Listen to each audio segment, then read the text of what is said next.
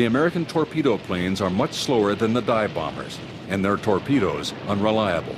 They fail to score a single hit.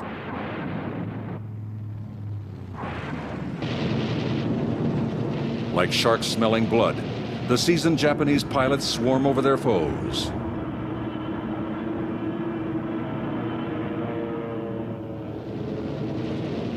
As the American torpedo planes are mercilessly slaughtered, McCluskey's formation is joined by two other squadrons of dive bombers. Flying high above the action, they have arrived completely undetected. Unaware of the approaching American dive bombers, Japanese firepower is concentrated on the Americans attacking at sea level. If they'd looked up, they could have seen us, but they were too busy trying to destroy the torpedo planes that had gotten there first. That was pretty tragic because out of 42 torpedo planes from the various ships, from our ships, there were only 2 that survived. Well, in my particular squadron, we had 21 aircraft in the battle. Of those 21 airplanes, ours was the only aircraft that returned. The other 20 were shot down.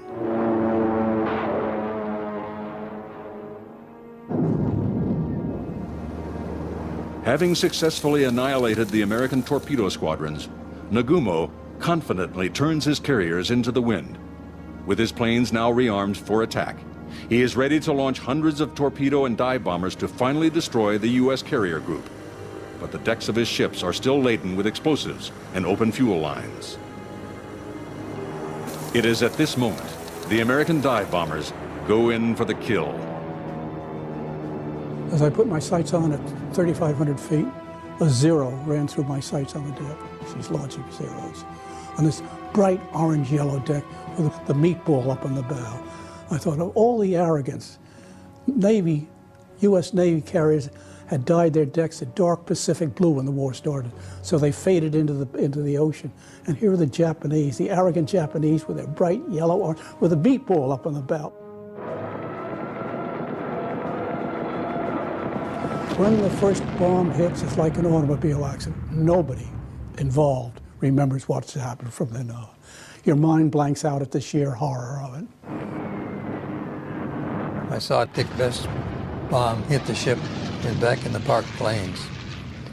And the pilots were still in the cockpits, and that bomb went right in the middle of all that. Yeah, it was just a mess.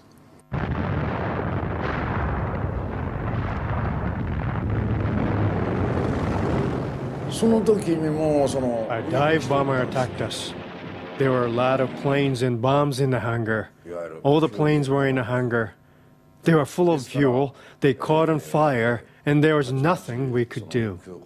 The torpedoes and bombs on board ignited and exploded, and the ship rocked hard.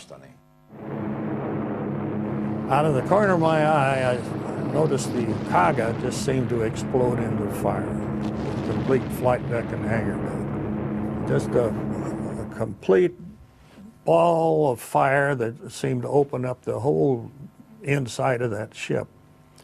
Just a roll of yellow, oily, green flash.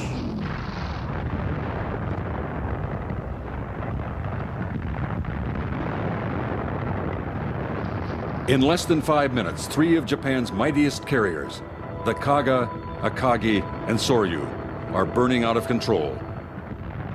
And about that time, I heard my first radio call. And it was a group commander, rendezvous, rendezvous. And I realized I hadn't heard a radio the whole time we'd been out. And I tried to call, and I couldn't get anybody. And then the thought hit me, like Thatch had said, none of this lone wolf business. I decided it was time to go home. So I started back. With their fuel tanks nearly depleted, the American pilots head back to their home carriers, fully aware of just how lucky they have been. The fact that 3 squadrons arrived over the same Japanese fleet at the same time and made simultaneous attacks I would say definitely there was divine intervention.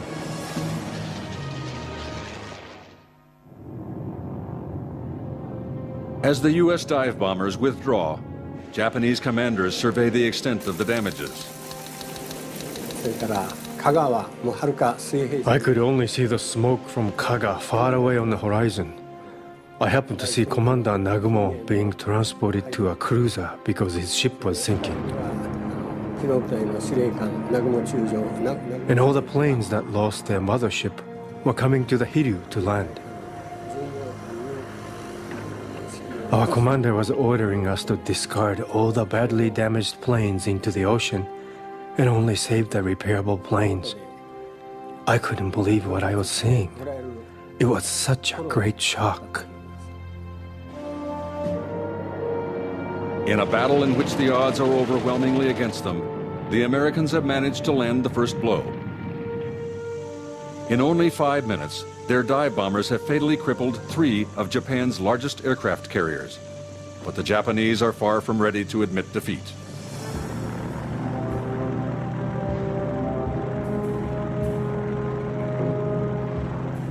Admiral Nagumo has finally pinpointed the location of the American carrier group.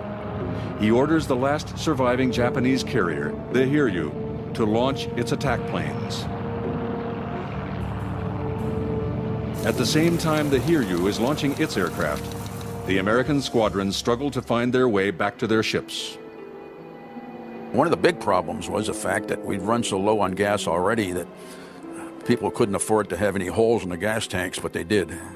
And that's where we lost a lot of people. A lot of people didn't have the fuel to get back to the ship. Countless planes crash in the water, their fuel tanks drained of gasoline. Even those who are able to locate their ships find it difficult to land safely on the American carriers. We got back and then we started a straight-in approach to the carrier. Well, the carrier thought we were a torpedo plane and opened fire on us. And Lieutenant Anderson pulled up and made another 360-degree turn, but he turned up so they could see the star on the bottom side of the wing. And then we made a straight-in approach to the carrier and landed aboard. It was estimated that we had less than a gallon of fuel left. By this time, I think I was probably in a slight state of shock because I'd lost so much blood. My cockpit was just covered with blood. My clothes were just soaked. And the entire tail end of the airplane was covered with blood.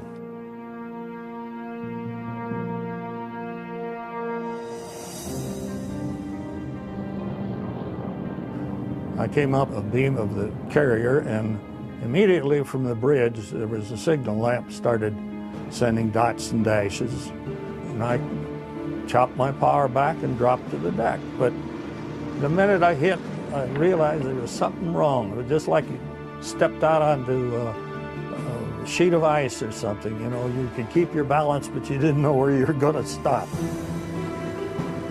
So just short of the barrier, I just pushed the control stick all the way forward and doubled over as much as I could, snapped the plane forward right onto its back. When everything settled down, I was hanging upside down. I could see the vase trying to look into the cockpit, and I yelled at him, "Get this SOB off of me."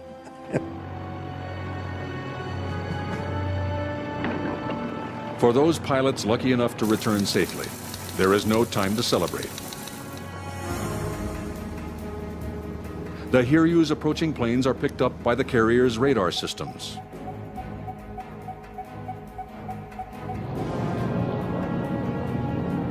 The Yorktown immediately launches its aircraft to meet the approaching Japanese formations.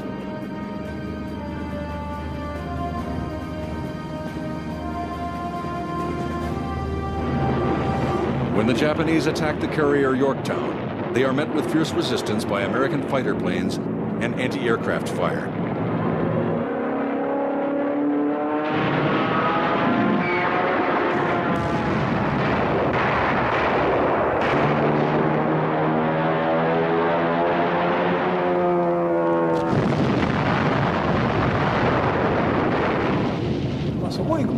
The air cannons were exploding all around me.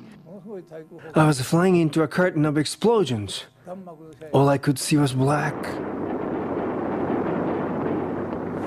So I fired the torpedo under conditions like that.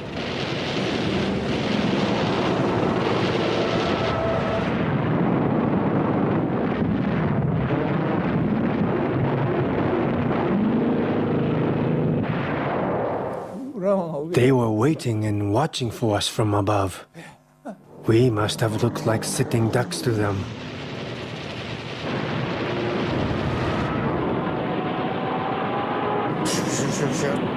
I heard some rumbling underneath, then fire and smoke came up all of a sudden. The cockpit was engulfed in flames. I put my goggles on and covered my face with the muffler. I was trying not to get burned.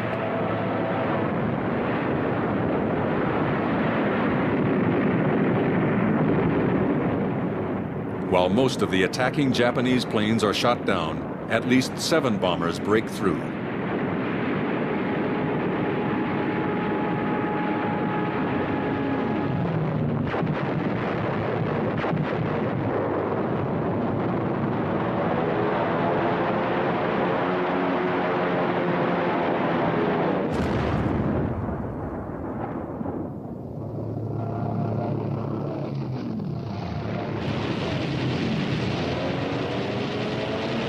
Yorktown got hit with 3 bombs.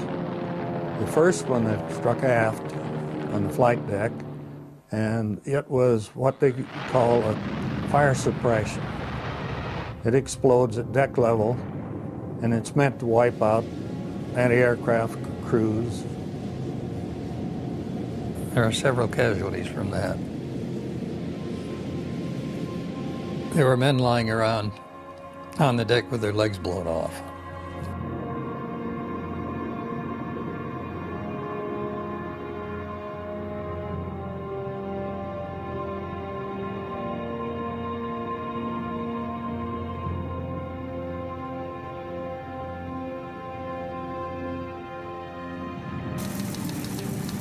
The Yorktown lists in the water. Although the flight deck is quickly repaired, the captain orders the ship to be abandoned. It was angled so steep that it was difficult to stand.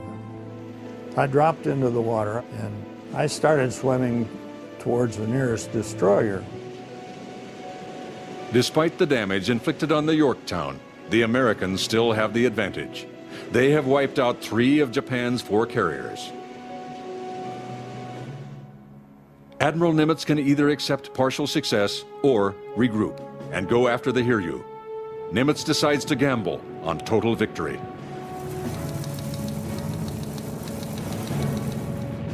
The now battle-tested dive bombers take off from the Enterprise and Hornet.